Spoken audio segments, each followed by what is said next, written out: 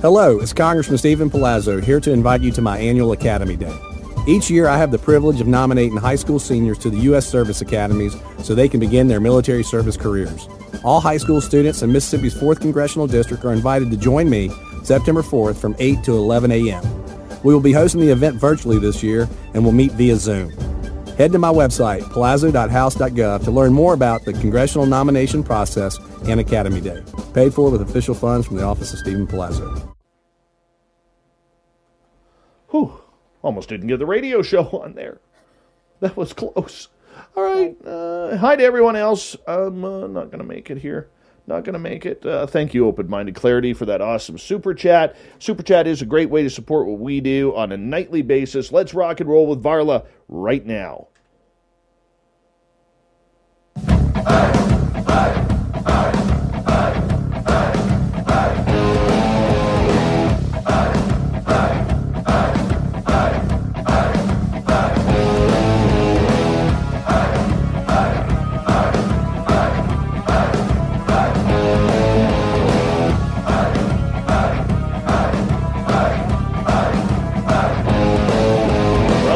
Of central British Columbia to you listening around the world. This, my friends, is Spaced Out Radio. I am your host, Dave Scott, sitting in the captain's chair of SOR headquarters. We welcome you to tonight's show on our terrestrial affiliates around North America, digitally on TalkStream Live, Revolution Radio, and KPNL. All of our archives are free by going to youtube.com/Spaced Out Radio.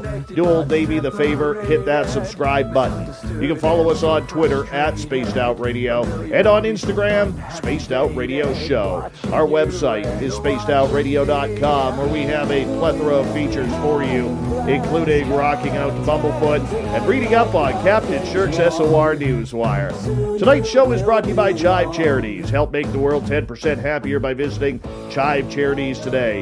You can find them on our website. We got a great show for you tonight, as returning for our monthly feature called Our Cryptid World, we have the lovely and talented Varla Ventura as she returns to talk about some of the weirdest and strangest cryptid creatures that are roaming around North America and around the world. All of Varla's books can be found in any major bookstore across the United States and Canada, and we really appreciate her attendance on this show each and every month because she is a crowd favorite. So make sure you check it on out. Her website is varlaventura.net.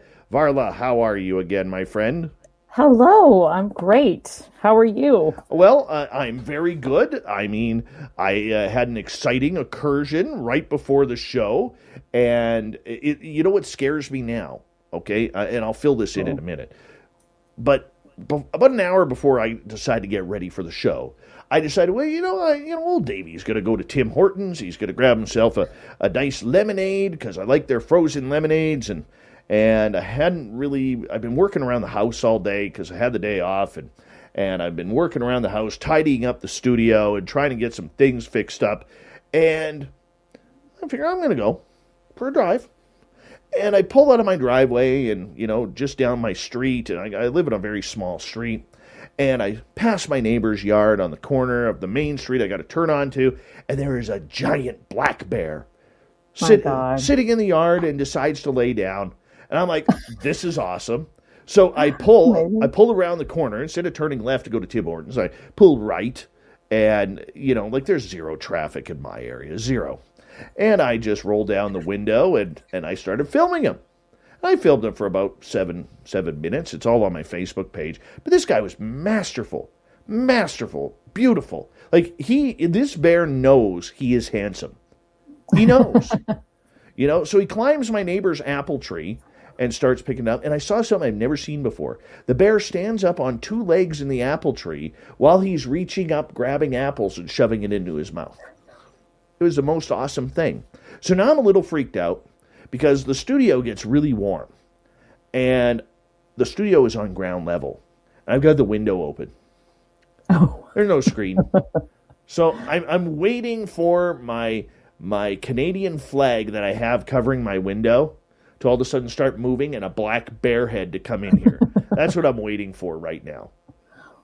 Oh, it could happen in the middle of the show. It could happen. I would love to see it. That would be amazing. You'd have to turn your cam, so before, or maybe you just start screaming. I don't know. If Dave starts screaming, you'll hear me. You'll hear me. You'll hear me for sure. It is always lovely to have you here, my friend, and enough about me, and we're going to learn about you because we always have new listeners coming in each and every month. You are someone who grew up in a really weird household. I say that complimentary, and it has turned you into just a beautifully weird person who writes about some of the strangest occurrences that are out there. Why do you love this field so much? Actually, I was reminded of why I love it so much. Just the other day, my son we went for a walk and we went by one of those little free libraries, and he's like 10 now. Well, he's not like 10. He is 10. I'm his mom. I know his age. And he pulls out this book, and it's like, I'm not really paying that much attention. There's like several books in there. And we get home, and then that afternoon, he starts reading this book, and he comes up to me and he says, "Oh, Mom, you're going to love this book. You're going to love it. I really want you to read it." And it's a Ripley's Believe It or Not, like scary stories. And it's basically the exact kind of book that inspired me when I was that age to get interested in. That kind of thing was always around me, as you said, a household. But one of my first books, The Book of the Bazaar, was basically just like a Ripley's Believe It or Not meets like My Paranormal World. And it was just such a great thing to have him reading this book and saying, "You're going to love this." And it's like, I do love that. And that was kind of, I was a kid that grew up really kind of loving the ghost stories, the Ripley's Believe It or Not. I read a lot of inappropriate horror at a young age and a lot of real scary fairy tales. Those were a lot of our bedtime stories, were some of those original not just the Grimm's fairy tales, but also the Anderson fairy tales are quite terrifying. So I think that sort of backdrop of the influence of sort of the strange combined with what I got out of reading was really what drove me down the path, not just to love the weird, but to really want to write about it and pursue it as something, beyond just a hobby. Was writing always a passion? Yes. I was that kid that, they would put you outside and have you do expository writing, and they'd say, "Okay, write down all your senses." And I was the kid that wouldn't stop writing to go play on the playground after that, because they'd put us outside and we'd do the writing, and then you got to go to recess. And I would just sit there writing and writing and writing and writing. And that's like definitely my happy place. It's the place that I feel the most comfortable. Certainly not always easy, and it's a place of struggle, and there's a lot of emotions attached to it. You feel very vulnerable when you write something. You feel vulnerable when you share it with people. Doesn't matter how steel tight your ego is. When you get a bad review, it gets you, so there's like, I don't know if I could go back in time if I would say, "Hey, it'd be really great as if you should be a writer." I might have said like, "Go to college" or something, but it makes you happy. So yeah, it makes me happy now. Yeah, definitely. By no means are, and I don't say this to be wrong or anything, but by no means are you making a lifestyle to the rich and famous life off of your writing. But at least you have the ability to do what you love to do, which is what so many of us do not get that desire to do. It's true. We don't all get that chance, and we don't all get that. And it's not like, I worked a lot of crappy and not so crappy day jobs while writing for years and years. So I know it can feel really disheartening to want something to be your full-time passion and just also have bills to pay and, mouths to feed and all of that kind of stuff. So I totally relate to that. And I'm kind of finally to that place now. I've got several books, like each one I can scrape just a little bit off of. Very little. But yeah, always trying new things and, trying to hawk hats or whatever. I hear you. I run a radio show. I I run a Yeah. radio show, which means, I mean, we're really poor. Lucrative. We're really poor. You never, as I tell all the journalists, back in the day when, I was working at the radio station, I would have a lot of kids come up, kids being like high schoolers or just about to enter college. Yeah, everybody tells me I got a great voice and that I should go into radio. And I said, well, how much do you think you're going to make? I don't know, $80,000, $90,000, $100,000 coming out of college. I said my first job was for less than $20,000 a year. It's part-time is what it's really, it's part-time. So you do it at two places, or every author I know has multiple things, like I do, and I still do a lot of editing and, kind of whatever, various copywriting and things like that for people when I need to. So yeah, it's definitely, it takes a lot. Absolutely. So for you, the monsters that we're getting into, we haven't talked about the fairy realm in a long time here with you. We haven't. Why is that? What's with the fairy realm that people just kind of get all heebie-jeebied over? Well, it's scary. It's actually very scary. I think that there's this idea that a lot of people, when they think of fairies, they think of something very kind of ethereal and winged and lovely. But the fairy kingdom has a lot of very terrifying creatures and a lot of pretty life-threatening lessons. And certainly in Celtic mythology, the fairy kingdom and the underworld and the afterlife were interchanged, which is why we have such a strong tradition around Halloween, Samhain, which is a Celtic holiday, which is really about kind of unleashing a lot of those beasties from the fairy kingdom. The fairies and witches are closely connected. They can work together. Fairies have a lot of mischief. They have a lot of magic. They have a lot of trickery. And the folklore is rich with pretty freaky, corpsey, strange things on the road at night.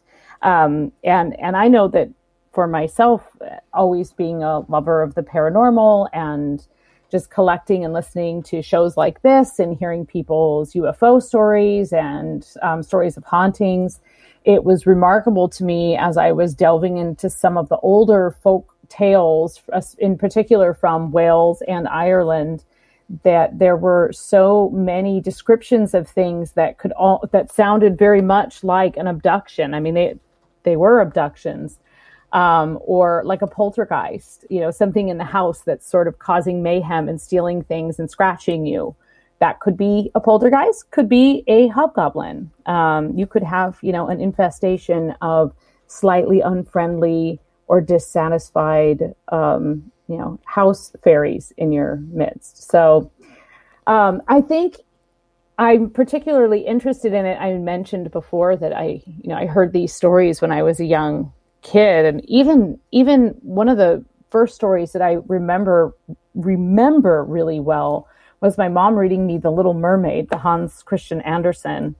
And that's a fairy story, and not a fairy tale in the sense of, girl meets prince and they live happily ever after, but in the crossing over into this other realm, this parallel dimension, this kind of other threshold.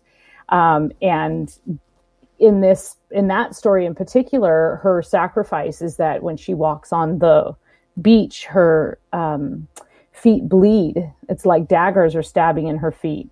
And so that always really haunted me. I wrote I was researching fairies, and I ended up writing a whole book about mermaids, because that is in the kingdom of the fairy, the Murrow are considered fairy creatures, and there's just so much about them. It was worth a whole book and then some. Very cool. Very cool. Varla Ventura is our guest tonight on Spaced Out Radio. Take us back in time to where the legends of the fairy folk come from. So you actually have legends from around the world, anywhere where you have indigenous cultures telling tales around the campfire. You have stories of fairies, of elementals, of something that protects the water, something that's in the woods. so that's kind of cross-culturally and around the world. But my particular area of interest and speciality, and I've spent some time traveling in the British Isles and Ireland in particular, and somewhat in Scotland, is the Celtic mythology, where you do have a lot of what we perhaps think of in kind of modern Western culture. Our idea of fairies and fairy tales do come from a lot of those Celtic myths. And then, of course, you had people. So a lot of what we have in the like written record today comes from the Victorian era, actually. So it's like the Victorian era. There were people who were traveling around realizing that cultures were really kind of being lost and stories were not being told again and again, generation after generation. So that oral tradition was starting to fall away. And so there was a trend of people who were well learned, and they were traveling around and they were recording some of these stories. And so a lot of what we have is colored through that lens. And so it's important to kind of keep that in mind when you're reading these stories, because I think that by and large, the people who were gathering these stories were educated, but they were often men of the cloth. So they had a certain agenda, shall we say, when they're writing stories. I mean, the devil comes into play here much more in a lot of these stories that were written in the early 1800s through the Victorian, through the 1900s, during that century when people were traveling and writing stories. But you also had like consulate generals, you had, scholars and poets who were native to that country and wanted to collect the stories. William Butler Yeats, for example, is credited with having recorded, hundreds of amazing fairy tales, the belief of the people. You had the Grimm brothers were kind of doing that in Europe and, Germany, Eastern Europe. So just kind of, that era was a lot of recording and translating into English, that upon which our kind of more modern, everyday Western idea of fairies has been built or has been kind of filtered through. Why do the fairies get such a rambunctious type of rapport with people? Because they're rambunctious. I mean, they're dastardly. They're tricky. But why though? Why are they going down that road? Just out of curiosity. So, I mean, that's a matter of probably personal opinion. You could ask a lot of people, but my personal opinion is that there's lessons, and they're not always like moral lessons, like, oh, you were supposed to do this, but you didn't do this. I think they often are there to kind of set us on the path that we need to be on. So, for example, the puka is one of my personal thing in the road, or something's following you, or there's a horse with glowing red eyes that comes up behind you and basically like forces you onto its back and takes you for this insane midnight ride where you can't see anything and your life is flashing before your eyes. And what you did is you were going home a little late. You were taking the wrong path. And so the puka was there to basically, scare you to the point of changing your ways. And again and again, you see the puka in particular playing tricks on drunks. One of the best examples of that is the movie Harvey with James Stewart. Plays this like town drunk who's always embarrassing his sister. He plays Elwood P. Dowd, and he sees this giant white rabbit all the time. And this rabbit is like always talking to him, and he's talking to it. And everyone just thinks he's crazy because there's all these scenes where he's just talking to this, nothing, a blank bar stool next to him. And that's kind of, the puka likes to mess around with people who seem a little less credible. So people don't always believe them at first, and then they just go down that road themselves. So, I mean, there's a lot of reasons, I think, for sort of paranormal, supernatural experiences. Some people might think they're just completely random, but I think with the other thing with the fairies is like, don't go into the woods. Don't tread on that fairy mound. Like there's some warning barrier stories there of trespassing, going a little too far into getting a little too close. Joe is asking a question right off the bat here. Normally I don't take questions until hour 2, but he's saying, how come no one's ever captured a fairy? Do those people all end up dead? Actually, there's lots of stories of people capturing fairies, and the fairies pretty much always talk their way out of it.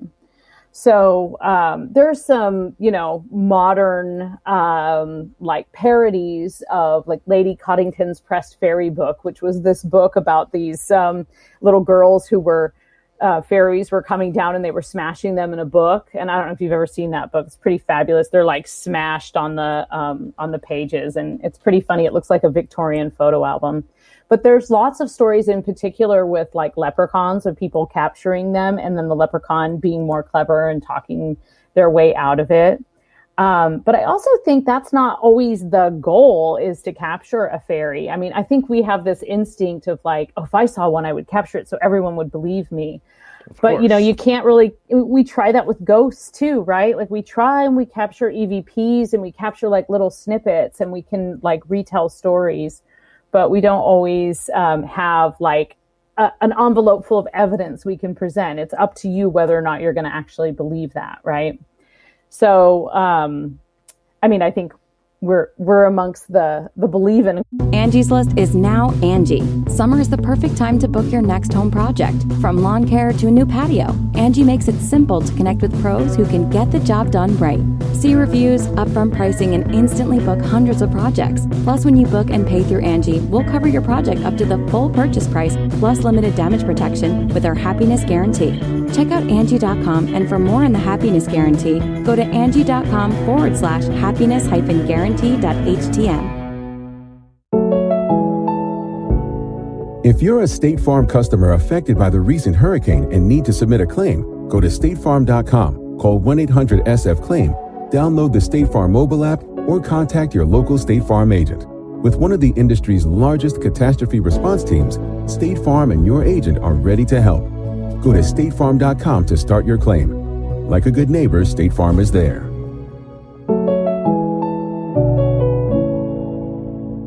Crowd tonight. Of course we are. Of course we are. We're believers.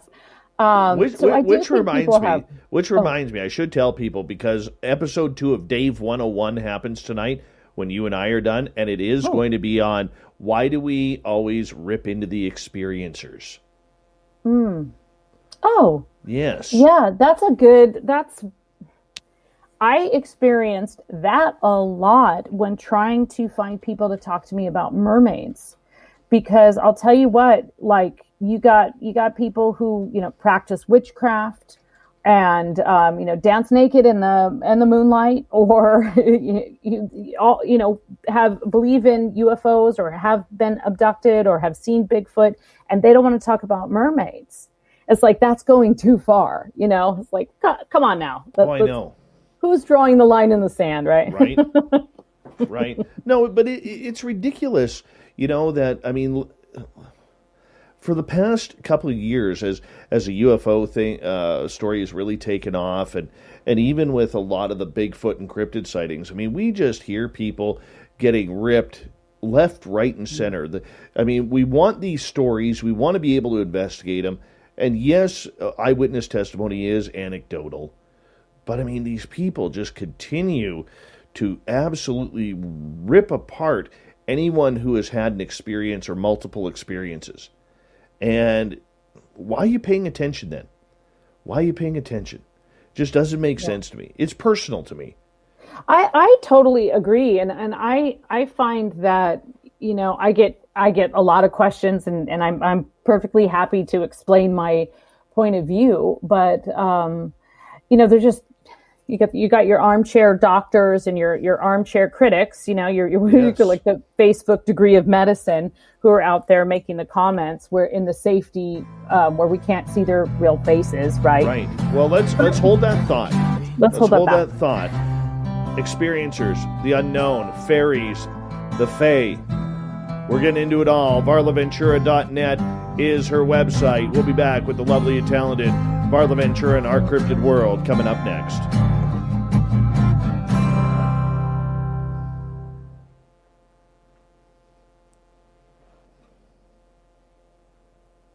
All right, we're clear. Okay. Yep. Pikachu, how are you? Magnus, good to see you. And yes, you can be Lady Chad Smith, Celine. Absolutely you can. It's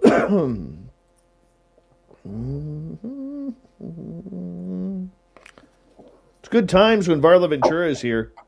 That's a great.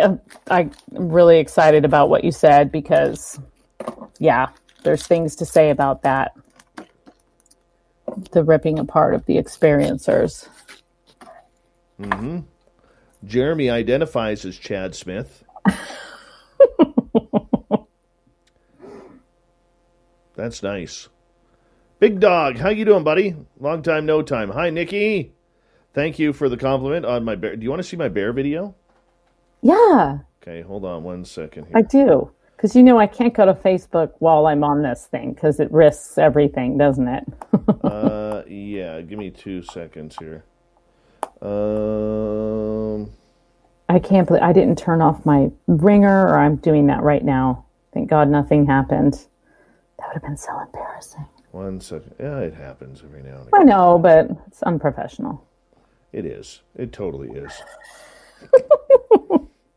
All right, let me just enlarge the screen here, and then we'll share this. And there we go. And we'll add this to the stream. We'll make it large here. So he's coming up here. And so this is I'm about 45 feet away from it here. Where is he? Hold on. Hurry up, Dave. God damn, you're slow. There he is. Oh, that's so. Oh, he's in the apple tree. Yeah.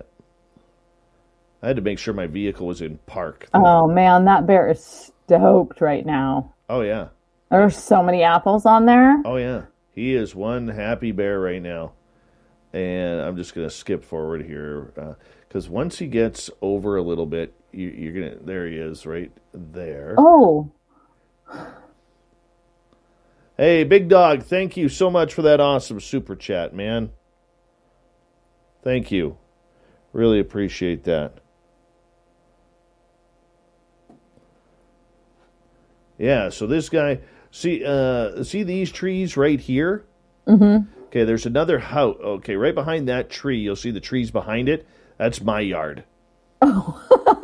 Okay, so he could come. Oh, Did you put a pie on your windowsill? No, I haven't put a pie on my windowsill, but yeah, there he is, just enjoying the time, grabbing some apples, and. Now, did you talk to that neighbor? So those trees there, that's my yard. Wow. Okay, that's how close he is, and that's not my house there. That's not my house. There he is, turning right there. Oh, hey, buddy, how are you?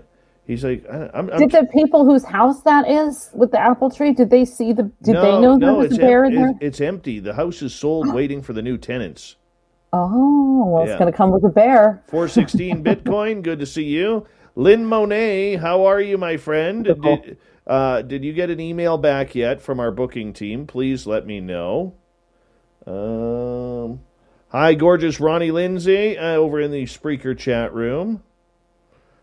Yeah, so I watched this guy. This is when I was going to Tim Hortons here. The stunning Stacy Tillman mask has returned. There he is. Okay, there he is standing up. Look at him. He's standing on the branch. Oh. Okay. Using his front paws to grab apples and his mouth to grab apples. He is having he is having just an incredible time. And a lot of people freak out about this. Like, there he is closer, standing up. A lot of people freak out about this, but this is cool, man. That's cool. This is very cool. Because, like, he is just doing what he is supposed to do. He's minding his own business, fattening up for the winter. He's not bugging anybody. Absolutely love him.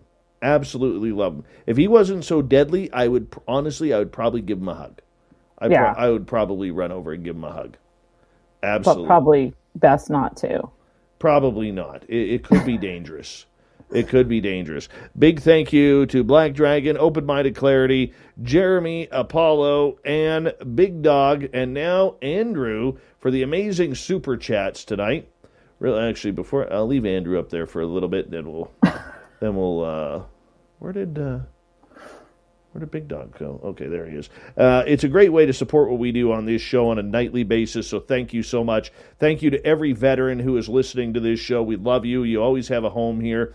And all of our regulars who are here nightly, we absolutely love you. Here comes the second half hour of the show. Get your horns up. Here we go.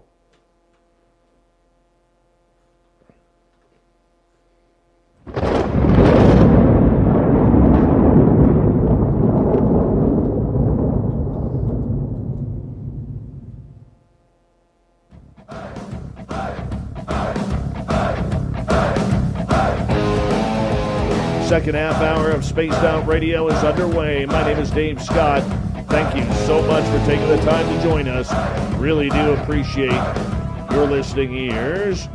Want to remind you that if you missed portions of this show or others, go to our free archives at youtube.com/Spaced Out Radio. Do old Davey the favor. Hit that subscribe button. Our website is spacedoutradio.com, where we have a plethora of features for you, including rocking out to Bumblefoot and reading up on Captain Shirk's SOR Newswire. Follow us on Twitter at Spaced Out Radio and on Instagram at Spaced Out Radio Show. We continue on tonight with one of the best cryptid authors that North America has to offer, the lovely and talented Varla Ventura. Her website, varlaventura.net. That's where we found her, and that's where we like her, and that's why she is here once a month for Our Cryptid World. Varla, always a pleasure. Now, you wanted to get into experiencers. I kind of tipped my hat to what we'll be talking about at Dave 101 later, but you wanted to talk about experiencers. Yeah, well, I just wanted to say something kind of about that, and it relates to fairy tales, and it relates to our topics tonight.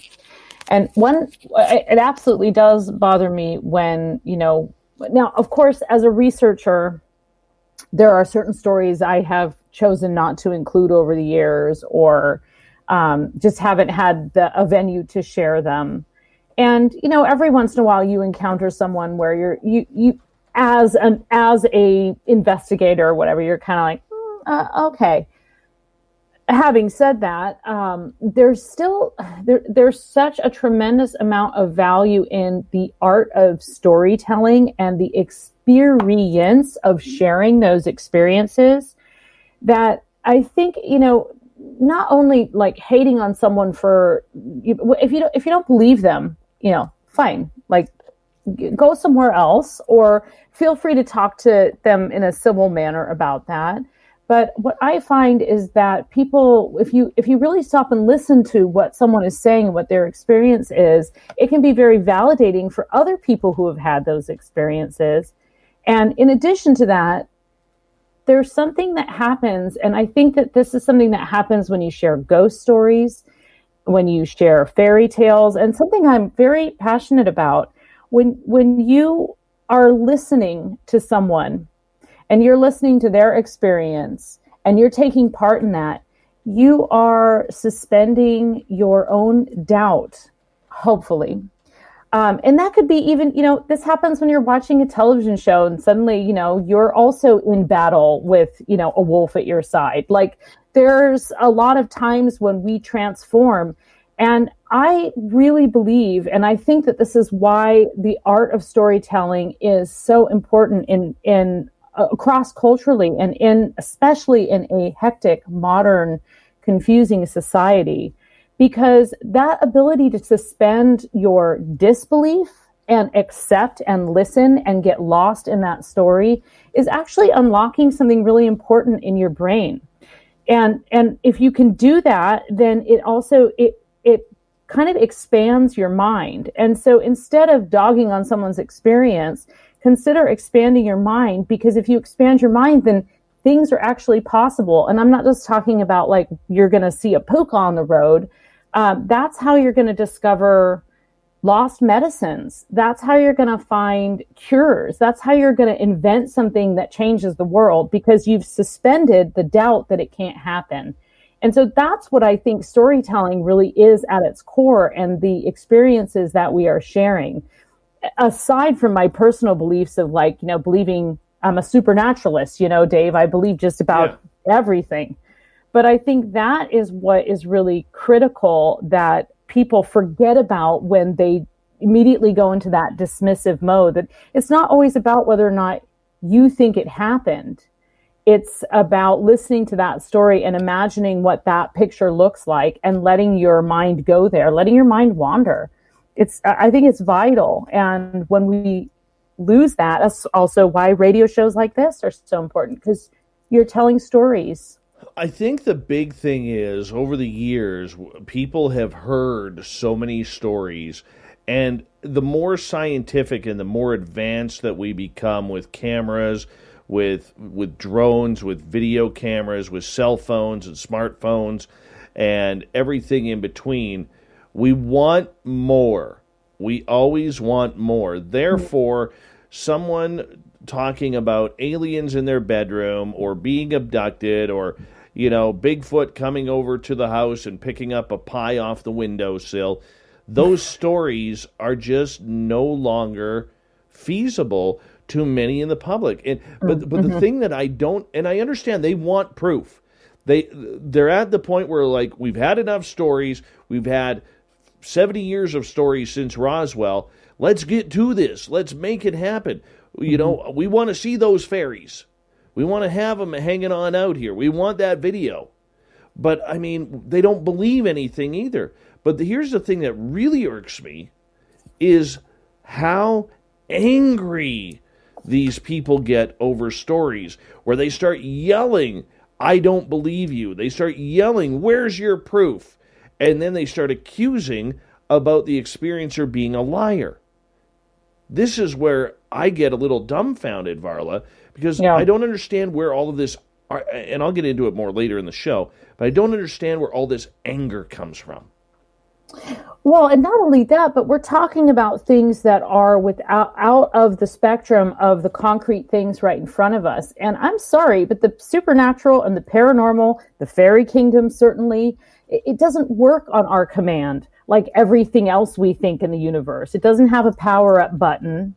It doesn't have a on demand, speak into your mic and it shows up. It doesn't work like that. You won't have an authentic experience if you think it did. So all I can think is that anger is coming from someone suppressing their own experience and not being ready to talk about it. Because that's usually where, anger comes from. Sure. Suppression. Yes, it's depression. That's exactly. No, suppression. Oh, and depression. Suppression. Yeah, depression. But I mean, it's funny how just people react to all of this, because look, these experiences for a lot of people, whether you choose to believe them or not, are real to them. They're not psychological issues.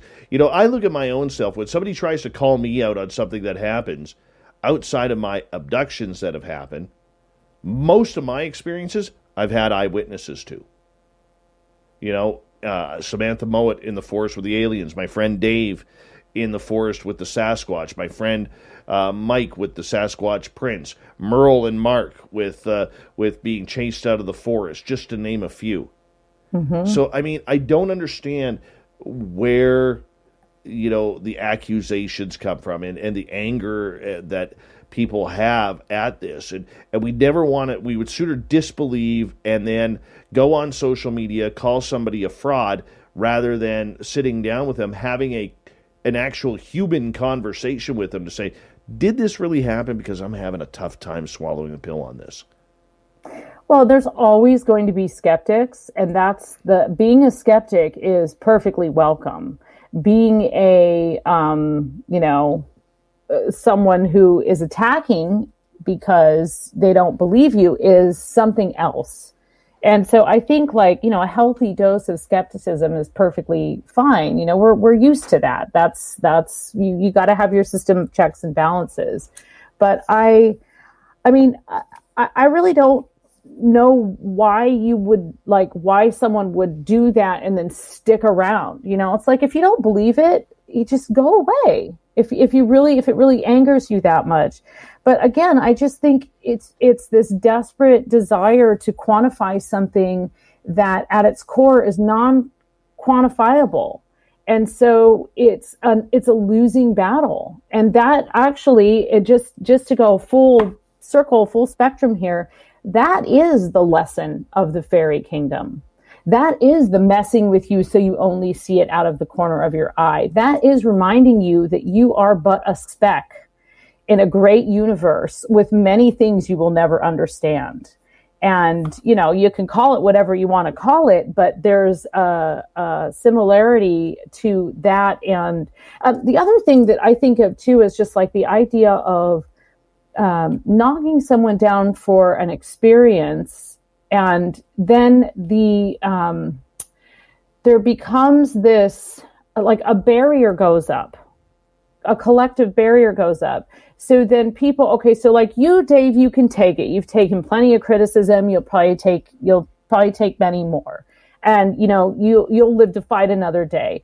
But other people who may feel more vulnerable will never share those experiences and will never validate each other because they are afraid of those people who type in all caps on Facebook. I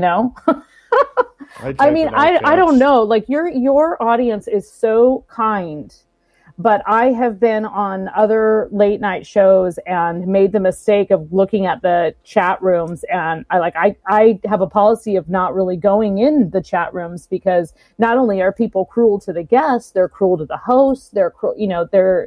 And it's just like, why are you spending, 3 hours in the middle of the night listening to it if it's just making you so angry? But some people are just angry.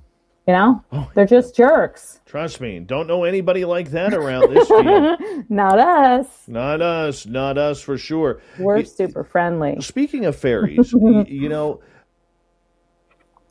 once again, I'm going to say I've seen them. My daughter, my stepdaughter, who's now 18, she used to go sit in our backyard and in the green belt behind our house, and she would meditate and she would call the fairies in. And she would tell us stories about how they would land on her legs and land on her arms. I mean, there are just some beautiful fairies out there, that just seem to hang around. My area, of where I live around SOR headquarters, is very well known. Like, you go to any property, there is a fairy garden on almost every property out here, And I remember the last time I saw what I think was fairies, because we don't have lightning bugs up here. At least I've never seen them. But it was last year, in the late spring of last year, where I actually saw on my fence posts, there was one fairy on one fence post and one on the other, and they were all lit up. And I was just like, that is cool. And then all of a sudden they flew off. I think you've seen more things than I have, even because you told me a really amazing story about that, like, log. Was it like a log guy? Kind of. Yeah, the log guy. Yeah, the log guy. Like, I was very jealous when you told me that story. I'm sorry. Because I've never seen anything quite like that. But, just also on the realm of the fairy, but it also in the idea of dismissing people's stories. There's a history of that, dismissing indigenous stories in order to, write the agenda of colonization, right? Like, that's a tale as old as time. And so I think that has lasting damage culturally and collectively, psychologically, to simply write off the stories that people are telling, because you don't want to spend the time to find out why they're telling them. True that, but okay, when I look at fairies, like with my daughter and the encounters that she had, she would get them even in the house. Hello, it's Congressman Stephen Palazzo here to invite you to my annual Academy Day. Each year I have the privilege of nominating high school seniors to the U.S. Service Academies so they can begin their military service careers. All high school students in Mississippi's 4th Congressional District are invited to join me September 4th from 8 to 11 a.m. We will be hosting the event virtually this year and will meet via Zoom. Head to my website, palazzo.house.gov, to learn more about the congressional nomination process and Academy Day. Paid for with official funds from the office of Stephen Palazzo. If you're a State Farm customer affected by the recent hurricane and need to submit a claim, go to statefarm.com, call 1-800-SF-CLAIM, download the State Farm mobile app, or contact your local State Farm agent. With one of the industry's largest catastrophe response teams, State Farm and your agent are ready to help. Go to statefarm.com to start your claim. Like a good neighbor, State Farm is there.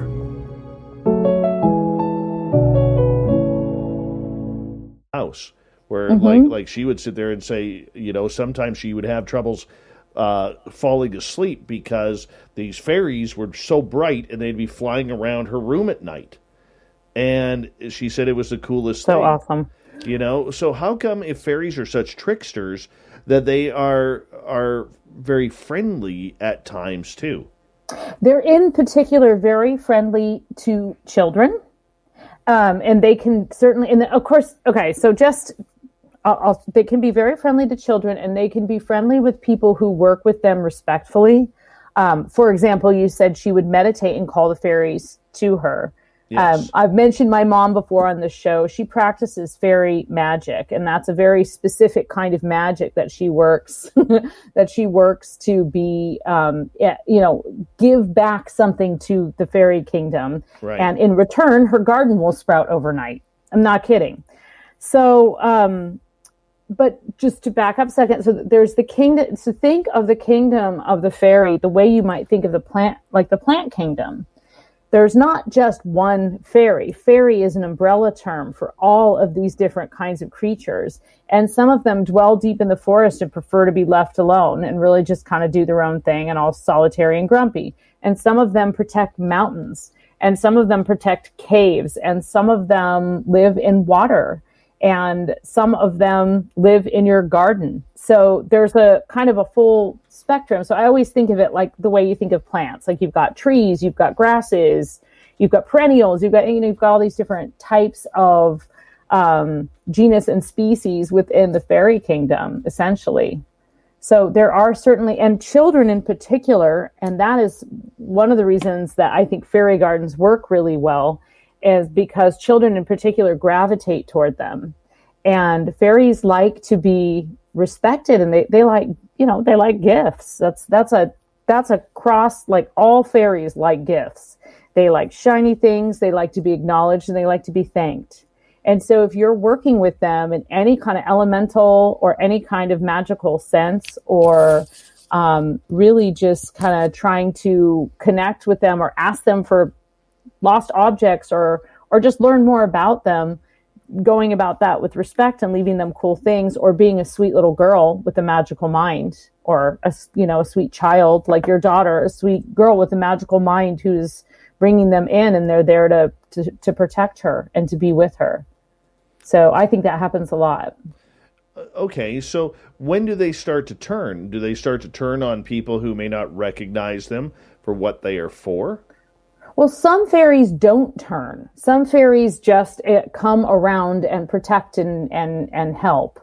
But other fairies are nothing but turning. I mean, you've got fairies that kidnap babies and steal them away into the other world. And you've got, all kinds of tricksters. So they don't necessarily start to turn. They're sort of born that way, I guess, and it depends on the human that encounters them. For example, I read a story not long ago that was I had never read it before, and it was this guy basically doesn't listen to his dad says, he's a teenager, and he says, don't go on the road, like stay home, basically, don't go out. And he says, well, he decides to disobey his father, and he sneaks out and he goes down this road, and he's walking down the road, and he sees quite a few little people, and they're carrying a corpse. And basically they go up to him, and this also shows that fairies have that the fairy kingdom and the underworld of the fairy kingdom is also the realm of the dead, or the Summerland that we go to after we we pass, that there's a real connection, that they are also psychopomps to kind of guide as well. Anyway, he encounters a bunch of little creepy guys carrying a corpse, and they come up to him, and they're very impish and kind of small, and they say, you have to bury this corpse, and you have to bury it before sunrise, and you have to bury it in a churchyard. And he basically gets this corpse on his back and starts marching down the road. And every time he thinks to slough it off, the fairies are behind him, following him, kind of taunting him and reminding him.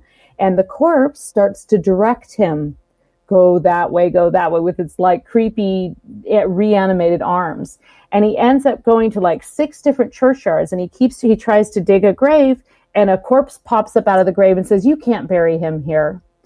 And so he has to go to the next churchyard, and eventually he finds a free spot just before dawn, in the hollowed ground, and buries this corpse and then hurries home.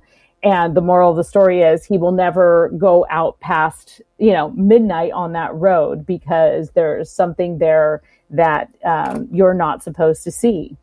And so they were transporting this corpse, and his punishment was to then have to find a resting place for this corpse. So you could twist that moral any way you wanted to. You could say, don't ever sneak out at night to your teenage kids, if anyone wants to use that.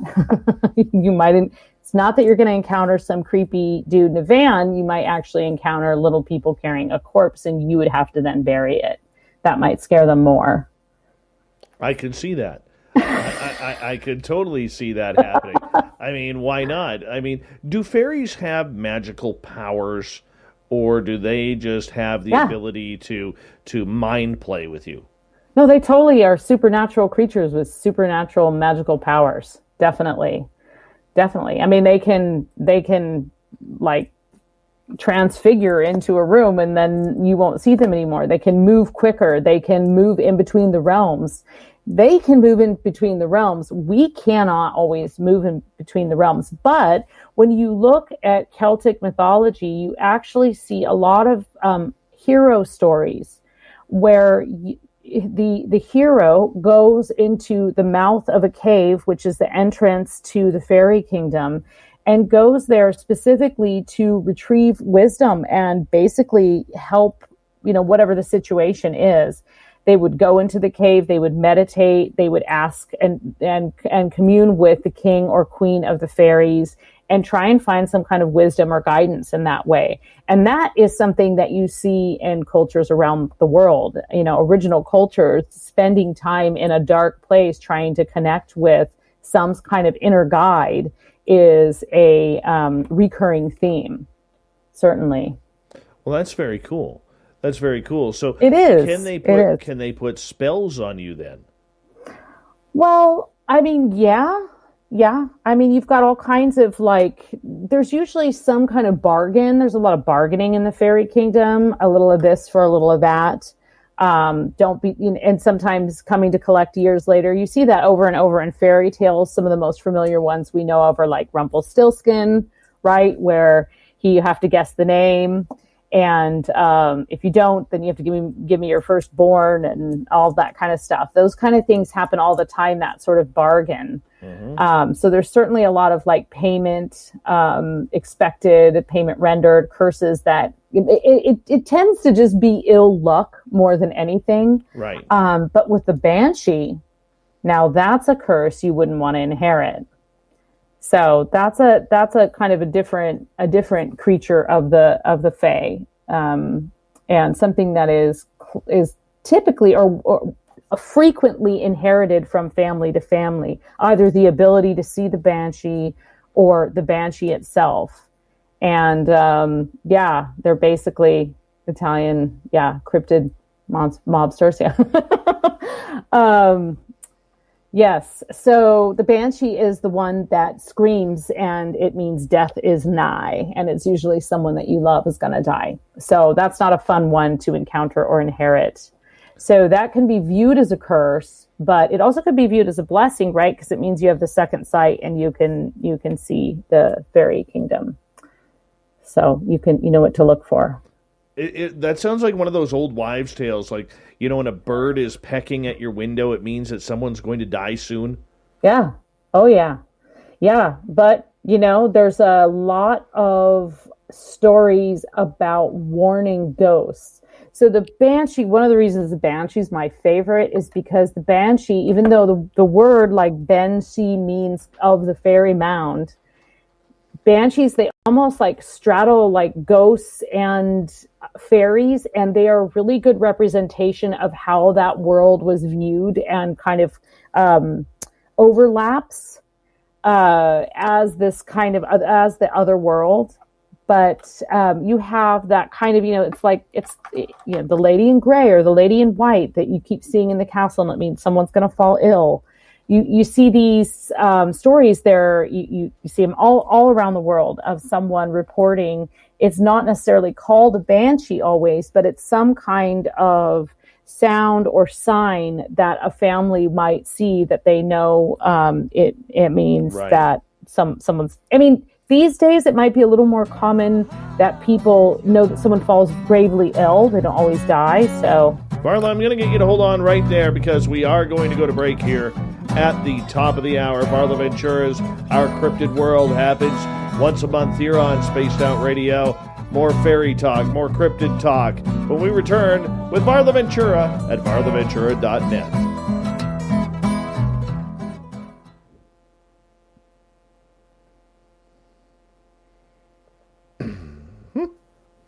We're clear. We're clear. Clear. Hold on, I got a text message from someone. It's from me. I know. I just saw that. Are you vaping? Are you vaping? Scandalous. Scandalous. I thought I heard a banshee once. It was just Dave getting his nipples pierced. My audience. Yep. Does make one scream. Mm-hmm. Oh, there's the clam. I think I got that one, the clam.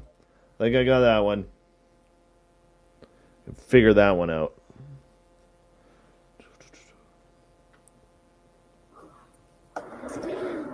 Mm-hmm. Mm-hmm. Uh-huh. Boy, are we boring people. Rich Hilke's here, everyone. The Rich Hilke. Had to build in some excitement there. Yep. Pretty exciting. Varla this is what we're like off air. Varla and I will call each other every now and again. We'll be just like, yep. Yeah, hey, how's it going? Yeah, so... yeah, me too. Saw some water dry on my drywall the other day. Yeah, I painted. It was pretty cool, homeowners. Mm-hmm. Did I tell you about my latest flossing? Yeah, it's frequent. Mm-hmm. Yeah. Mm-hmm. That's how we roll around here, Varla Ventura. Yeah, it is. We just... What color is that in your hair? Green or blue? Well, it was blue. This freaking thing is always backwards. It was blue, and now it's sort of faded. My hair is longer than yours now. Teal. Yeah, it is. My hair is very short right now. So, yeah. Thank you, G West, for that amazing super chat. Is it G West or is it Gwest? Oh, good question. So, let's go with Gwest. Gwest. That's cooler. I mean, there's nothing wrong with G West. Don't get me wrong. Oh, and Clam is proud to announce that he popped a zit. Come on now, guys. Very nice there, Clam. Very nice. Whitehead or blackhead, Clam, please let us know. D. McKenna, thanks for joining us. I don't think you can pop a blackhead. You have to squeeze a blackhead. Yeah. We tried to do that with Fap's head, but it didn't pop. How did we get down this road? I don't know. It's so dark. Blame the clam. Dark road. Blame the clam.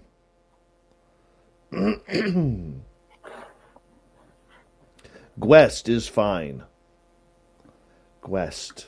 Okay. Gwest. So all one word. Mm-hmm. Love that.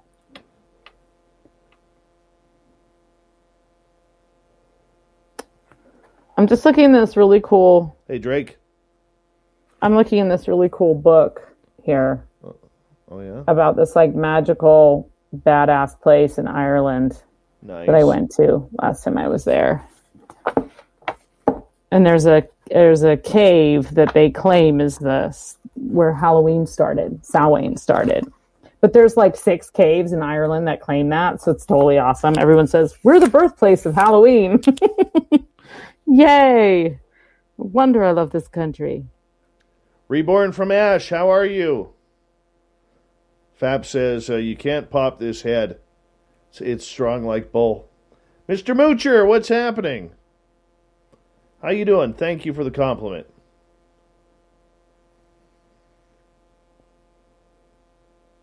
Getting ready for hockey season? Yeah, we're basically already in it. We're doing fall. We don't start for a couple weeks here. Our official season, like, you know, because my son's I don't know, what are your levels there? What do you call them? Oh, they just changed them all to this soccer crap, this U9 and U. Oh. Because it used to be, here it used to be novice, Adam, peewee, bantam, midget, juvenile, and then junior.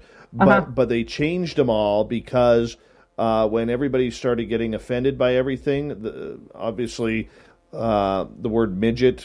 Yeah, they stopped using midget, but we have mite, squirt, peewee, bantam, and then honestly, I'm not sure after that. Yeah, so they went. I feel like that's so far down the road. They went with all this U crap. And yeah. So like that 10 and under, 12 and under, yeah, it's crap.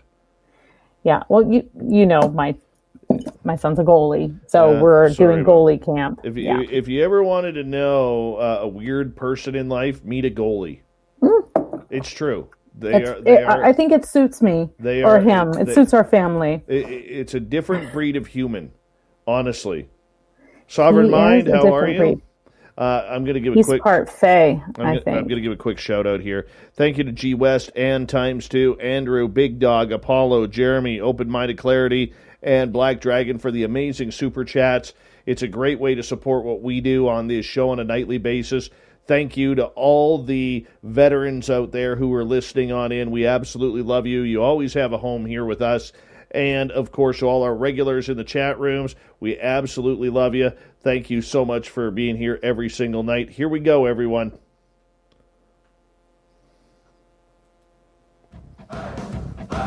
You're listening to Spaced Out Radio with Dave Scott. Follow Dave on Twitter at Spaced Out Radio and on Facebook, Spaced Out Radio Show. Hour number 2 of Spaced Out Radio is underway tonight.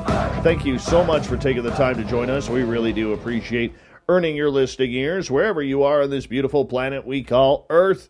I want to say hello to everyone listening in on our terrestrial affiliates around North America and digitally on TalkStream Live, Revolution Radio, and KPNL. All of our archives are free by going to youtube.com/Spaced Out Radio. Do old Davey the favor. Hit that subscribe button. The Desert Clam has set the password for tonight in the SOR Space Travelers Club.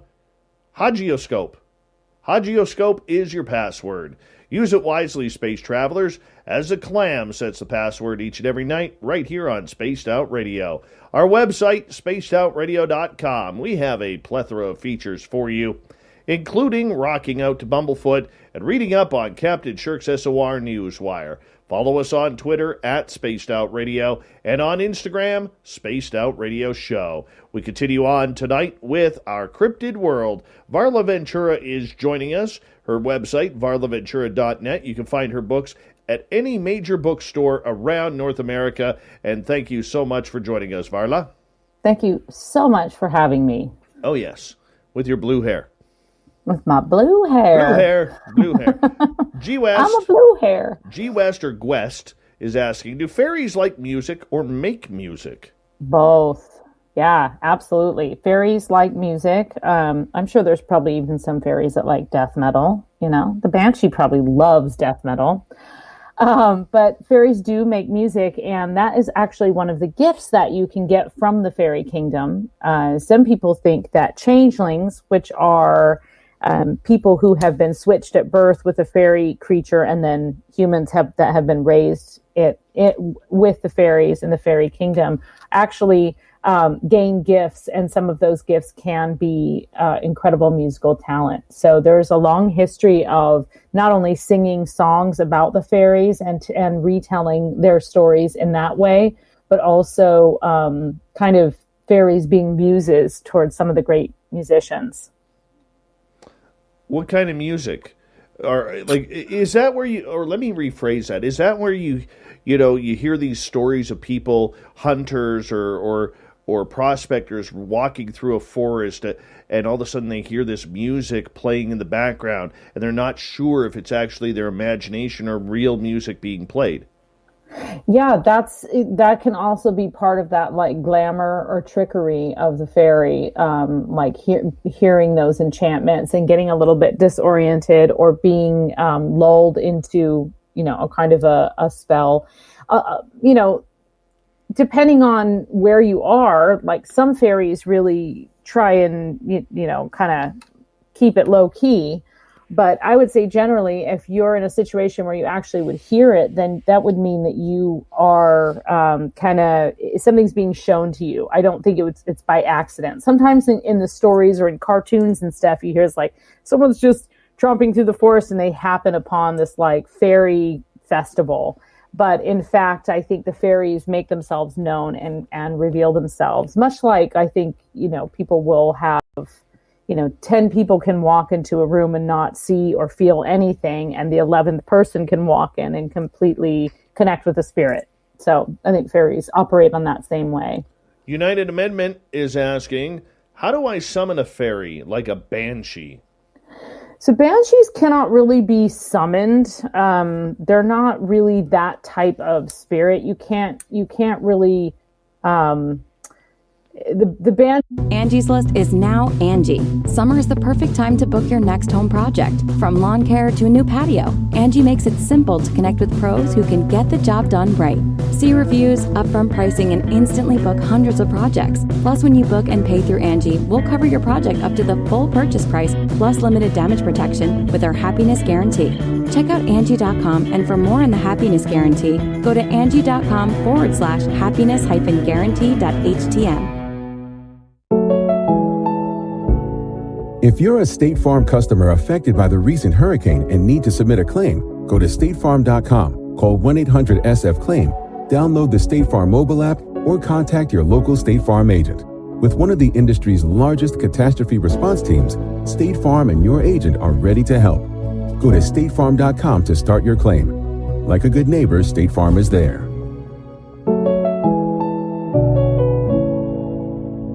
Banshee is not at anyone's command. The banshee works for death and death alone. That is who the banshee answers to. But other fairies can be summoned. You can certainly summon the more trickster fairies if you're trying to really, bring more like giddiness and trickery into your life, or if you're really trying to trick someone and you want to kind of invoke that trickster fairy, but you have to be warned that, just consider yourself warned. You are the one that's going to end up tricked.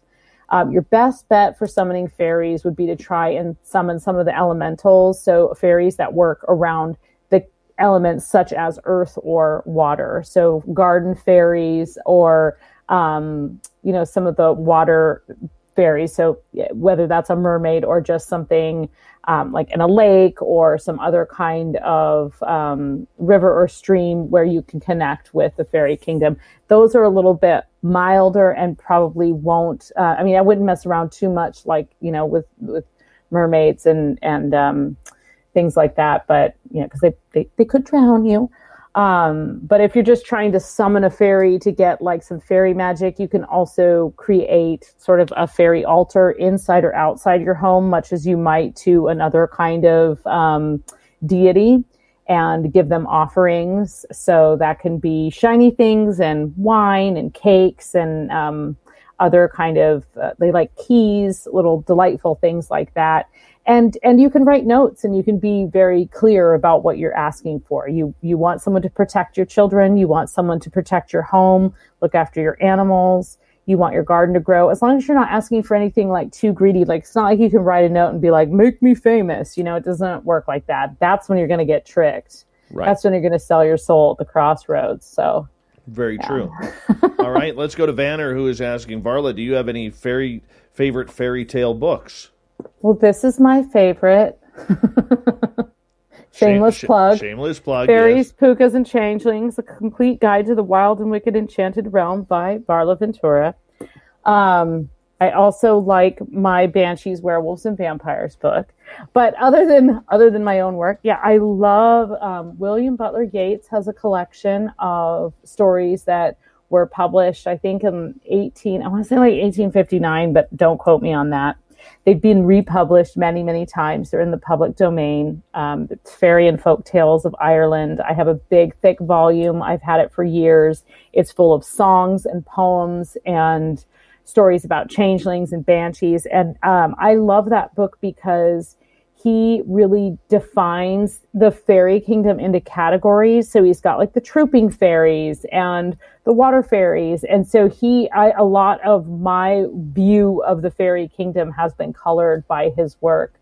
And then my other favorite book is like not that great to sit down and read, but it's a book called British Goblins, and it's by a man named William Wirt Sykes.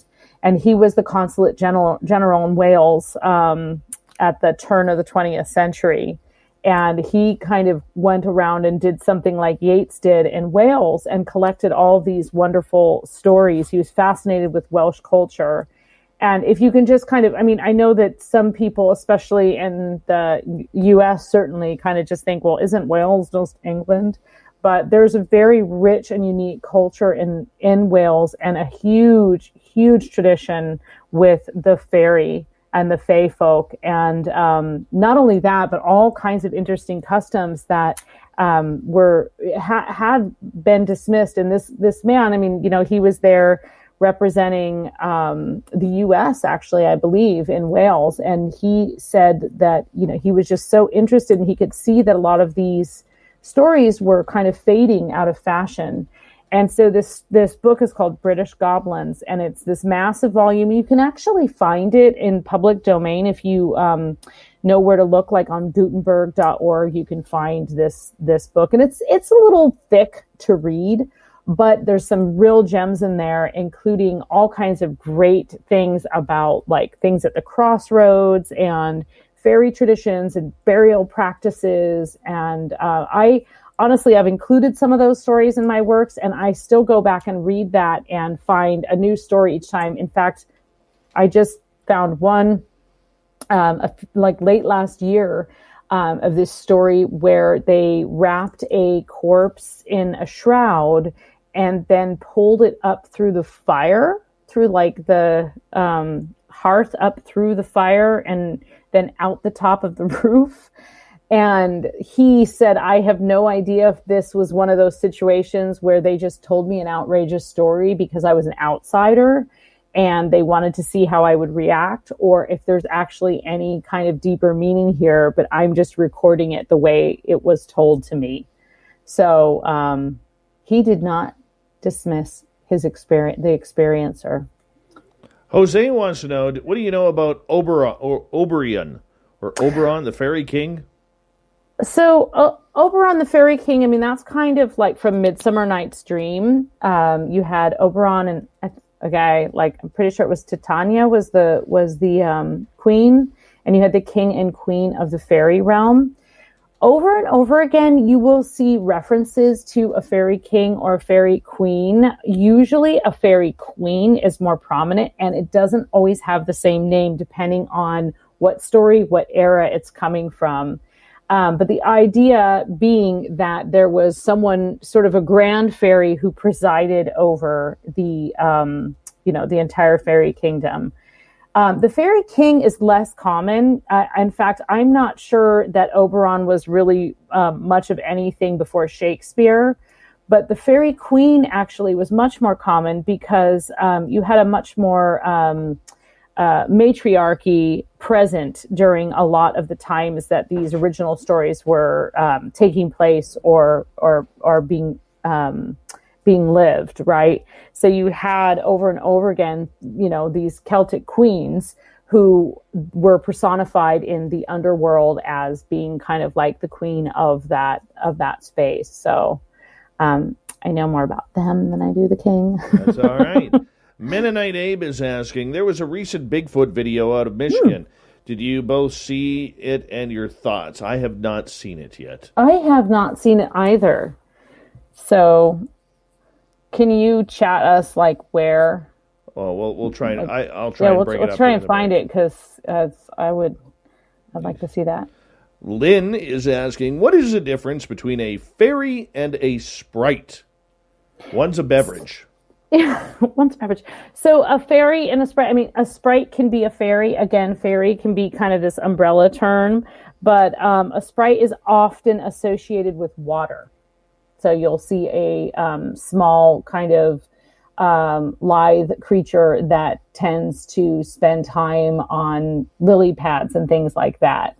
They're often very similar to like insects or dragonflies or things like that are kind of magical and hang around water. And they're pretty elusive, but that might be even. It's possible that's what was hanging around your daughter.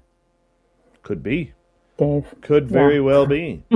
All right, let's get to another one. Nicola is asking, my girlfriend might have fairies in her garden. Is it dangerous for her to garden there? No, it's great. She'll be fine. However, I would highly recommend that you leave something, that you leave a designated spot and you plant something or have a pot full of, some kind of nice, smaller little, like a little stones and things like that, just to kind of give them their own designated spot, and then periodically leave something pretty or shiny there, a shiny stone or a gem or things like that. I have a small one in my garden. I actually just have sort of like a little pot that I move around, and it's got, it has clover and it's got some wildflowers in it, and it's got a little house and that has a door that I just leave things inside. And I don't know, sometimes it might be my son taking things out. Sometimes it might be me taking things out. We leave things. So, yeah. Well, that's kind of interesting. It's kind of interesting. Tony is saying, does every garden have fairies or guardians, and do I ask for permission to be working in there? Tony's from the Wales in the UK. Woo! Yeah, nice. I don't know if every garden in the entire world has fairies, but we should go into that assuming that is the case, because fairies are, their domain is the natural world. So I would certainly go into it asking permission and, leaving some kind of gift or offering. That's never going to hurt you. And it's always going to help. So, I don't think I'd just okay, so for example, when I moved into the house I live in now, there were a lot of, mystery plants and things like that. And it actually was pretty barren. It was like a lot of grass, which is boring, lawn. So I started out kind of, cutting some of the sod out. And one of the first things I did was just bury some things in the ground right there, just to kick things off on a positive note, put some stones that I had gotten in a couple different places that were really important to me, and just kind of was like, hey, is everybody okay with me digging here? Because I really want this garden to thrive. So I think I know a lot of gardeners that do that kind of thing. Their houseplants will have stones in them. They will plant a tree and put, a quartz crystal at the bottom, and they don't even necessarily know why they're doing it. And they might not even say, hey, I believe in fairies, but there's a lot of gardeners that pay a lot of attention to the kinds of amulets that they put in their garden. I have a tree garden and a rock garden where I have a fairy door. Nice. I do. I actually found a cute little one at a garage sale. And I'm like, that would look great on my tree. So that way they have a doorway. They can now enter my garden. I would expect nothing less of you, Dave. That's how I roll.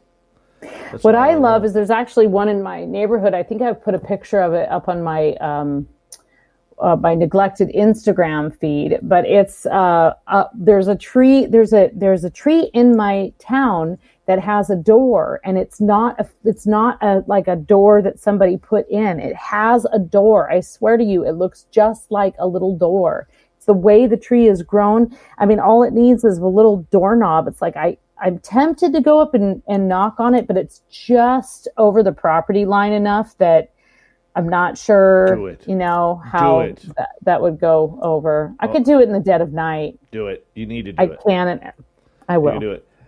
We got about 5.5 minutes here before we got to go to break. At the bottom of the hour, Varla Ventura is our guest tonight on Spaced Out Radio. Evan is asking, did lightning bugs inspire some of the fairy lore? Probably. There's probably some people who, have never seen anything like that. And you also have some of those phenomenon like the will-o'-the-wisp, which is actually a kind of phosphorescent gas that kind of creates like these lights in the reeds. So there are some natural phenomena. There's glow-in-the-dark mushrooms. There's all kinds of stuff that also have found their way into the fairy and folk literature. But the argument there would be that those things were created by the fairy kingdom. Definitely. I mean, Dave, I grew up on the West Coast. And so when I moved to the Midwest, there are lightning bugs here. And it really threw me off the first time I saw one. It's a very magical thing. But I've heard some pretty incredible stories of people seeing lightning bugs or not even knowing what they are and seeing them in this kind of like tremendous path and passageway, where they've kind of followed them somewhere. So, I think they've definitely got some kind of magical element to them, whether they're of the fairy kingdom or not. Tewaz is asking, do you think that Brian Froud's depiction of the fairy realm is accurate? I absolutely love Brian Froud. I love the illustrations in the Brian Froud's fairy books, and it is based heavily on original stories and especially Irish folklore. So those images themselves were, the fairies were well researched to kind of come to the illustrations of what they look like. And my mom had that book when I was a kid. So I still have that copy. Actually, it's kind of falling apart. So I love that. I've never really, there's not a lot of text in it. But it certainly has some incredible drawings, especially of like the doorway on the rock on the island that leads to the fairy kingdom, and is a beautiful, beautiful depiction of the fairy kingdom. Yeah. I mean, if it does really look like that, that's great. I think that's cool. I think that is very cool. And some of it's scary and creepy too, right? You got like the creepy things, Jenny Greenteeth creeping out of the swamp and, crawling out of the mossy depths to grab your children's ankles and stuff. So wonderful. Yeah, it's definitely wonderful stories. Delightful. 3 minutes to go. Alien Critter is asking, what is a good book on invocation? You mean just like invoke anything? Sure, why not? Let's invoke. Okay, let's see. Well, I just read a book very recently, and I'm looking at it here. Now, if you're talking about like witchcraft, and you want to learn more about like being an initiate in the witchcraft tradition, like the Alexandrian tradition, there's a book I just read, which is called, I'm looking at it right here, Initiation into Witchcraft. It's by Brian Kane. Now, I am not an initiate into the Alexandrian form of witchcraft, but there's a lot of amazing and really beautiful information in there. So that's kind of a nice source, a new source that I've come upon recently. I mean, it depends on what you're trying to invoke. There are a lot of spell books out there. There's a lot of work on various types of magic. So I guess it kind of depends on what you're trying to invoke. I really there's also a book called Candle Magic by a woman named Jackie Smith. She is the proprietor of Coventry Creations, and she makes the best witchcraft candles in all the land. And she wrote a book about candle magic. I think that's a really great way to foray into invocation, is to use candle magic. Especially using her approach, because it will kind of get you where you need to be. So, yeah. If that's what you mean. I'm not really sure if that's exactly... We got 1 minute here. I want to ask one more question. Are fairies and other little people connected to UFOs or ETs in some way? This is for Tony. Totally. I think they are. I don't mean to say that all UFO experiences are fairy experiences, or like I had mentioned before, that all poltergeist experiences are hobgoblins. But I do think that there's some overlap, and it could be that people were reporting things 300 years ago that now we are calling something else. It could be that we are experiencing a different level of beyond the veil now that we have advanced technology, etc.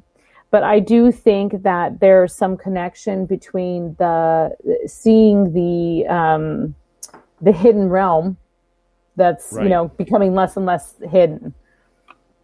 Very cool. So, Varla, yeah. I'm going to get you to hold on right there, because we are going to go to break here at the bottom of the hour. Sometime I get my top and bottom of the hours mixed up. I don't know why.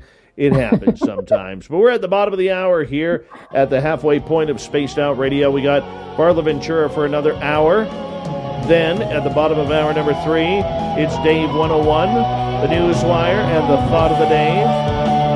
A jam-packed second half of the show with Varla Ventura coming up next on Spaced Out Radio.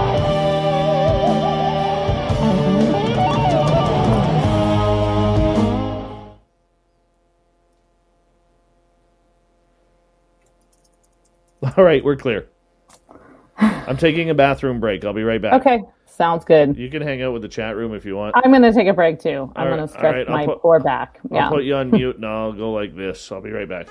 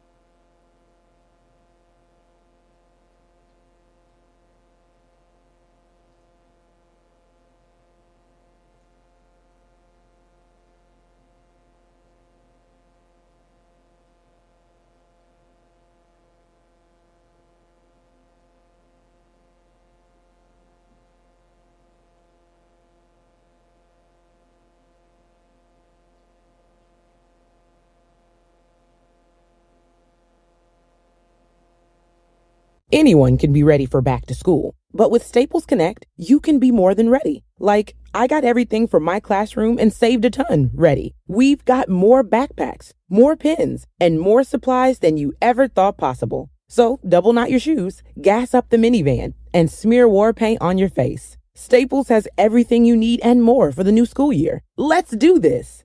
Just visit your nearest Staples store or go to staplesconnect.com for inspiration.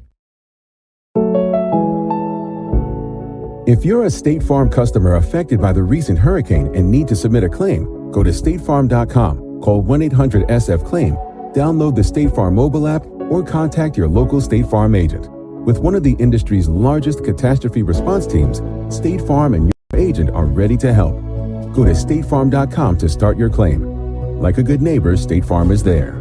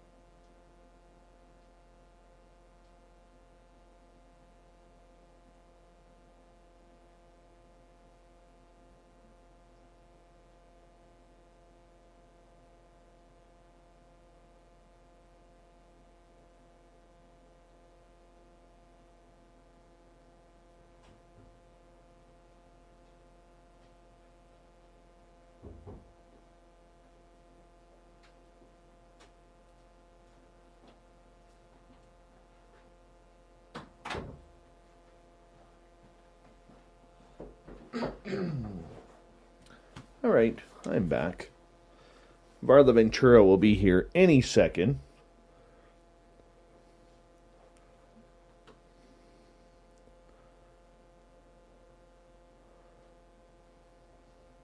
I'm going to ask a favor if you don't mind. Could you just remember, audience in our YouTube chat room, to put your questions in capital letters? They're easier for me to find and then be able to ask Varla. If you don't mind, I would appreciate that.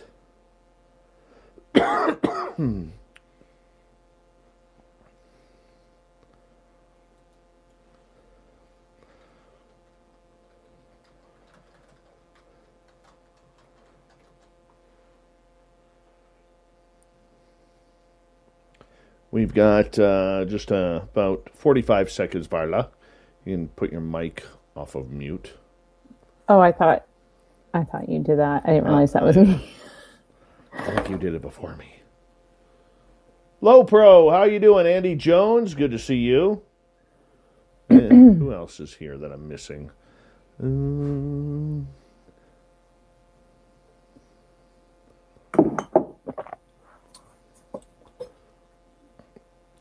Pegsy76, welcome to our channel. Big thank you to G West and ×2, Andrew, Big Dog, Apollo, Jeremy, Open Minded Clarity, and Black Dragon for the amazing super chats. Mitchell, how you doing? Here we go, everyone, with the second half of the show starting right now.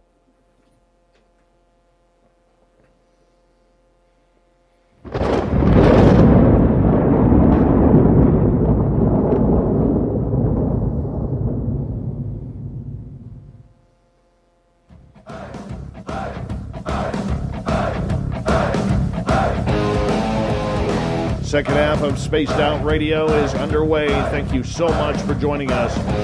My name is Dave Scott.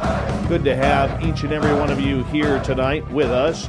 Want to remind you that if you missed portions of this show or others, check out our free archives by going to youtube.com/Spaced Out Radio. Do me the favor, hit that subscribe button. Our website is spacedoutradio.com, where we have a plethora of features for you, including rocking out to Bumblefoot and reading up on Captain Shirk's SOR Newswire, Follow us on Twitter at Spaced Out Radio and on Instagram, Spaced Out Radio Show. We continue on tonight with Varla Ventura's Our Cryptid World. Varla visits us once a month to talk about all things weird and strange. Tonight we are talking about fairies and fairy folklore. And I love this topic, and so does Varla. And I know you do too by the response in the chat rooms. Her website, varlaventura.net. You can find all of her books anywhere in North American bookstores. Yes, there are still bookstores out there. And Varla, we're going to continue with audience questions here. Dee McKenna is asking, do you believe black-eyed children are folklore? I think that they could be connected to changelings. Actually was once on a show with the late Rosemary Ellen Guiley, who was a big, she wrote and studied black-eyed children more than I did. And if anybody doesn't know what they are, it's basically like these kids, usually they look like, sort of slightly older children, not like really, not toddlers or anything. And they'll come up to your door, they come up to your car, and they look like kids. And then when you look at them, their eyes are completely black, and you're basically like not supposed to invite them in. So I personally had not ever, I've never seen any of the black-eyed children. And I've heard stories on like radio shows and podcasts and things, but I don't know anyone who had actually encountered one. But Rosemary Ellen Guiley had researched them and had actually interviewed a lot of people. And so we just happened to be on this show one time together, a radio show. And we actually started talking off air about the connection between changelings, which are the kind of kidnapped fairy children. So fairy children are left in the human realm, and then human children are brought to the fairy realm. So we talked about that for a while, and I still maintain that my theory is that if they are anything, they're that they are somehow kind of switched to see if they can get away with things. But they're pretty creepy. Oh, definitely. I don't want to run into them. I don't either, because I really don't want to run into them. I feel like it's almost as if, it feels like a test, and it feels like a test I might fail because of the appearance of the child, right? Because there's this part of you that's always going to think, am I actually just turning my back on a child? And that's a recurring theme throughout fairy tales. Whether or not you actually trust your instincts, whether or not you do the right thing. And sometimes the right thing is completely ignoring the fairy, and sometimes the right thing is stopping and paying attention to them. More often it's ignoring it. You see that a lot. Like, just keep on walking, just whistle on past the graveyard. Right? That's just creepy. That is just creepy. I will say that right now. Creepy! Creepy. All right, well, let's move on to another question here from Evan. Are fairies attracted to mushrooms or melons more? Is that a joke? I don't know. Fairies and mushrooms have a long history. A fairy mound or a fairy circle is frequently a circle of mushrooms. In art, fairies are frequently depicted either as mushrooms, wearing mushrooms, or sitting on mushrooms. In particular, the hallucinogenic or the red-capped kinds. Red caps are a term of fairies that are also associated with mushrooms and associated with bloody battles. So I'm not really sure about the melon part. I don't get that one. Me either. Okay. Me either. I'm glad I'm not alone here. I don't get it. I don't know. Do not get it. Probably a boob joke, I don't know. Could be. What's the difference? And then you're going to need to clarify. What's the difference between, say, little people, gnomes, and leprechauns? So little people would just be the umbrella term. The wee folk, the little people, the good folk, they're all different kind of interchangeable terms for the fairy or fairy kingdom. Leprechauns and gnomes are different. Leprechauns are sort of the forest miser bachelor, the cobbler of the fairy kingdom. They like to be left alone. They like nice materials and cloth and to make their shoes and things with. And they work hard, and they do have a good solid cache of gold, but it's frequently not a pot at the end of a rainbow. And actually that's like, there is no end of a rainbow, right? Like, everybody knows that it's a refraction of light. So no matter where you stand, you would never actually, if you can see the rainbow, you'd never actually be able to see its end. So that's sort of a commentary on greed, get rich quick scheme, the trickery and the glamour of the fairy kingdom, the idea of the gold being at the end of the rainbow. And that's a sort of more kind of modernized idea. But leprechauns do keep a golden store, and you can sometimes get at it, but not very much of it. And it's usually in a purse, a magical purse is where they keep their monies. Oh, them cheapos. All right, Adam is asking, is there a correlation between fairy sightings and oil field sites? I don't know. I've never heard that.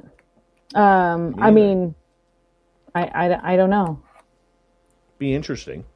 Yeah, that would be very interesting to look into, because you do see a lot of reportings of paranormal phenomenon around like mining sites and things like that. So it's kind of stands to reason that there could be something, but I've never looked into that.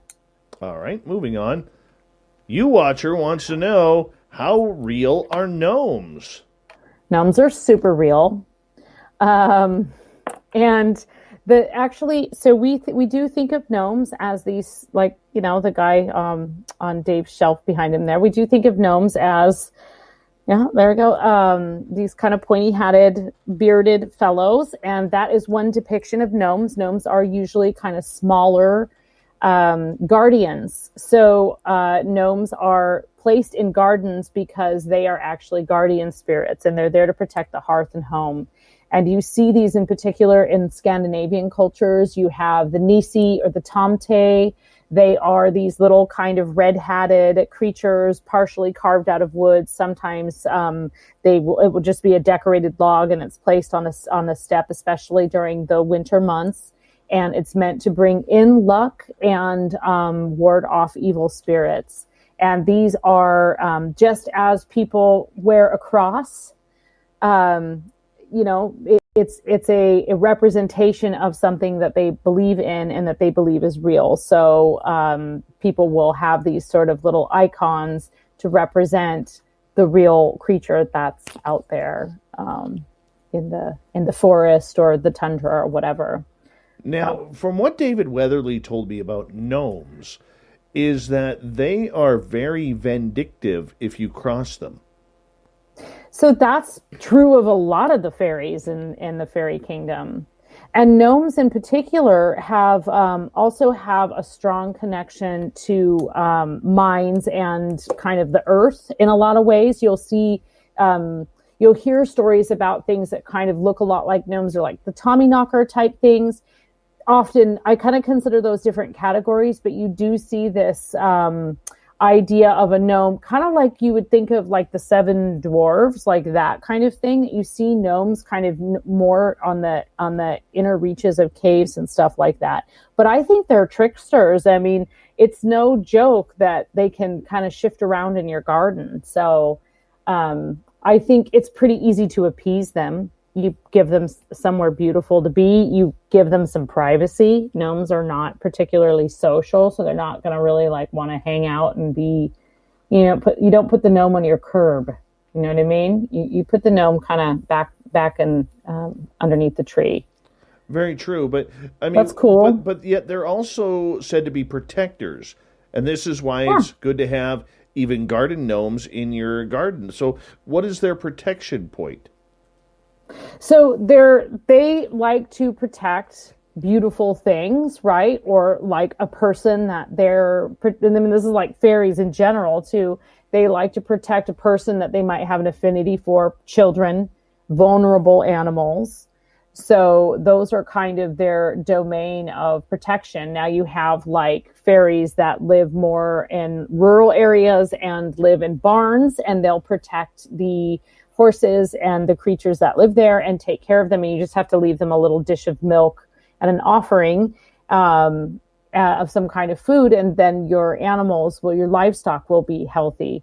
In a garden setting, you would get like an abundance of fruit or, whatever it is that you're trying to get. And so you would in turn leave the gnome, something delicious that they would like to eat, or some kind of thank you. If it's a statue, you just leave it a thank you, it can be like a shiny thing or something of value, or just something that has a lot of meaning to you that you're willing to give up and give to the fairies.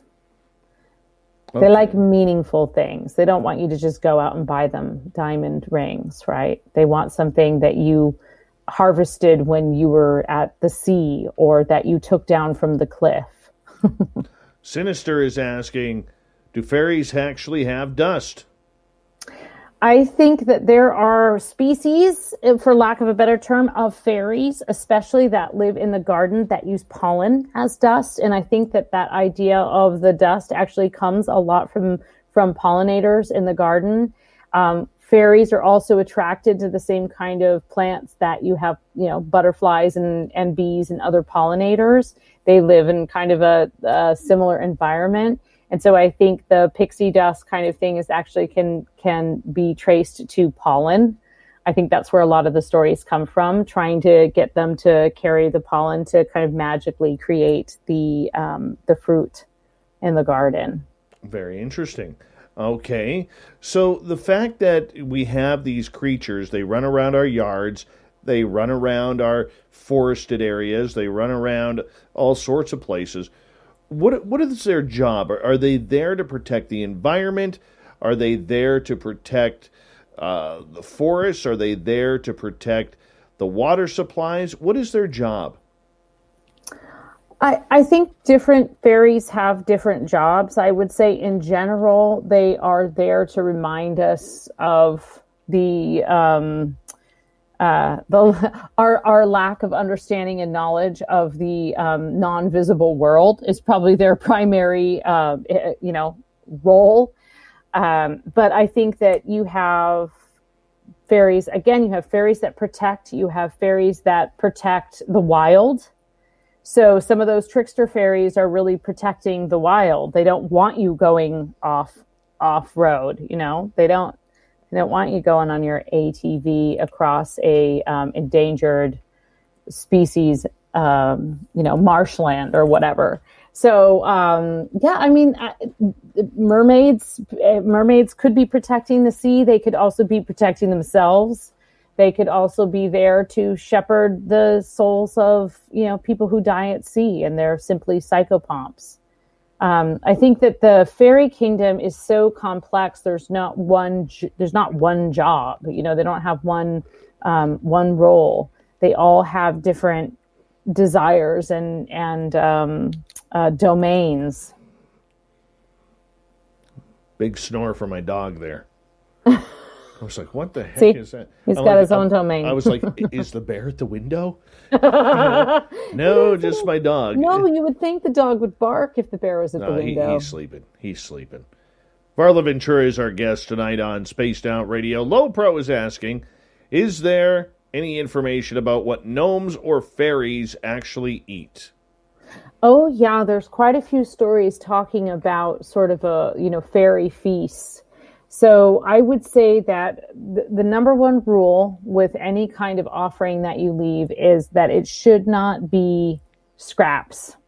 It shouldn't be like, you ate your dinner and, instead of throwing this leftover stuff away or putting it in the compost or whatever, you're going to put it on a plate for the fairies. That's not going to cut it. You need to give them a portion off the bat. And just as in any kind of magical offering, whether it's for, you're making an offering to the dead, it's witchcraft. However you're doing it, you need to do it with intention. So that can be part of your own dinner, but it needs to intentionally be set aside. I, of course, wouldn't recommend leaving pies on your windowsill or large scraps of meat out and about. But I think you're safe typically with things like milk, oats, oat cakes. Wine is always good. A bit of cider, a bit of beer, things like that. Fruit. Right. Drunk gnomes. Yeah. Drunk gnomes. That's exactly what we need in this life. Is drunk gnomes raising hell in our gardens. Yeah, riding their gnome motorcycles across our lawns. Mm-hmm. Playing that rock and roll. But I would just say, like, in general, make sure that whatever it is fresh and clean and set out with intention. You don't have to go on a gnome grocery run, but you shouldn't just give them, the scraps from your plate. No. They'll be insulted, and they'll actually probably, do something to they'll break something, or at worst, pox someone. Best case scenario, they'll break some china. Why do we want them around? I mean, who wouldn't want these kind of actually, if you look at a lot of the older stories, you kind of have this relationship where people don't necessarily want them around. They just want them to not cause harm or cause mayhem. They don't want to run into them at night. They don't want to encounter them. It's actually like a constant evasion, and everything is to placate the fairies so that you don't have to have an encounter with them. You see that over and over again in literature. It's like, that's part of it, of course, is the idea that you're keeping the children close to the hearth in order to protect them, right? But the other part of it is that there's a certain reverence there, and that fear and that reverence of that other kingdom that we don't fully understand. I think that we want them around because we want to, because we're believers. We want to believe. We want to see. We want them to know that we see them. And I think if you are interested in doing any kind of like fairy work in that way, on whether it's a kind of cursory way of like, I'm going to hedge my bets, or you want to do some kind of deeper work and meditation and see what the fairies bring back for you, whatever, end of the spectrum you're on there. Hello, it's Congressman Stephen Palazzo here to invite you to my annual Academy Day. Each year I have the privilege of nominating high school seniors to the U.S. Service Academies so they can begin their military service careers. All high school students in Mississippi's 4th Congressional District are invited to join me September 4th from 8 to 11 a.m. We will be hosting the event virtually this year, and we'll meet via Zoom. Head to my website, palazzo.house.gov, to learn more about the congressional nomination process and Academy Day. Paid for with official funds from the Office of Stephen Palazzo. If you're a State Farm customer affected by the recent hurricane and need to submit a claim, go to statefarm.com, call 1-800-SF-CLAIM, download the State Farm mobile app, or contact your local State Farm agent. With one of the industry's largest catastrophe response teams, State Farm and your agent are ready to help. Go to statefarm.com to start your claim. Like a good neighbor, State Farm is there.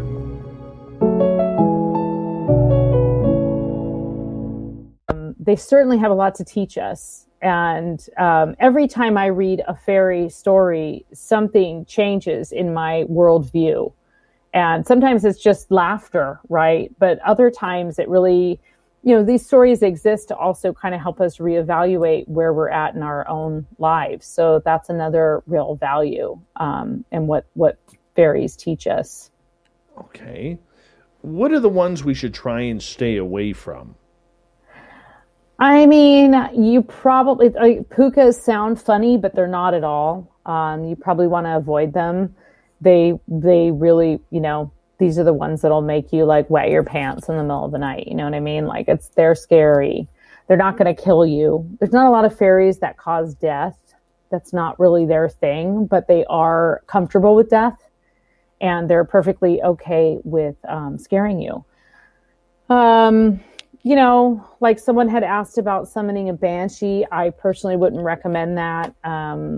If you know that you have a banshee in your family, if your family has inherited a banshee and you want to ask them something, I mean, usually banshees, they just accept it, come and go. Somebody, and I can't remember if it was on the last time we were on or if someone wrote me this, but they said that I think someone actually wrote me this, that their family, they hear like what sounds like a cat meowing. And it means that someone's going to die in their family. And like many generations have actually heard this and they know that it's what it means. So yeah, there's actually a lot of fairies that you probably best to avoid, but they're the ones that tend to keep more in the wild. And if you are going to go and trespass into their territory, you just need to go at it respectfully.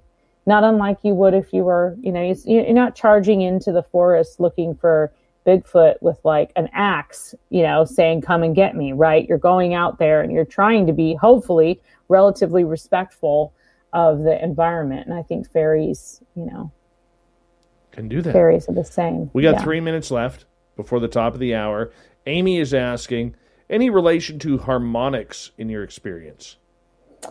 So I'm not really familiar with harmonics unless you're talking about like singing bowl kind of, or like meditation based on certain sounds. I definitely think if that's what you mean, then I do think that fairies respond to certain tones. And like some of those lower toned wind chimes, I think can attract fairies. My mom has a lot of stuff going on her property, and she's got some of those real low-keyed wind chimes that make real deep sounds. And then she's also got like a well in her garden that she's put up, and she regularly makes contributions to it and asks and thanks them. And we have literally seen her garden grow overnight. Like it's kind of crazy. So that is weird. But I'm not really sure. I mean, I'd have to Google exactly, or ask you exactly what you mean by that. But if you're talking about like the connection with sound, then yeah, definitely.